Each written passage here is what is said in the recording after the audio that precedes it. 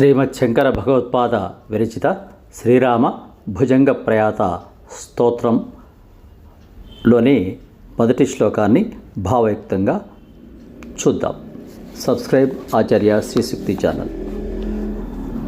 విశుద్ధం పరం సచ్చిదానందరూపం గుణాధారమాధారహీనం వరేణ్యం మహాంతం విభాంతం గుహాంతం గుణాంతం సుకాంతం స్వయం రామధామ ప్రపద్యే.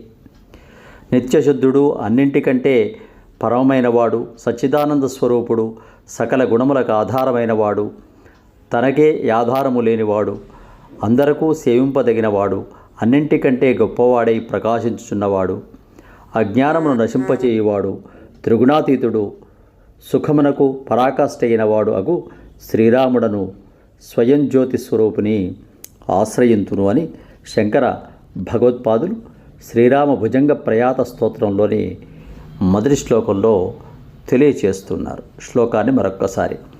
విశుద్ధం పరం సచ్చిదానందరూపం గుణాధారమాధారహీనం వరేణ్యం మహాంతం విభాంతం గుహాంతం గుణాంతం సుకాంతం స్వయం రామధామ ప్రపద్యే.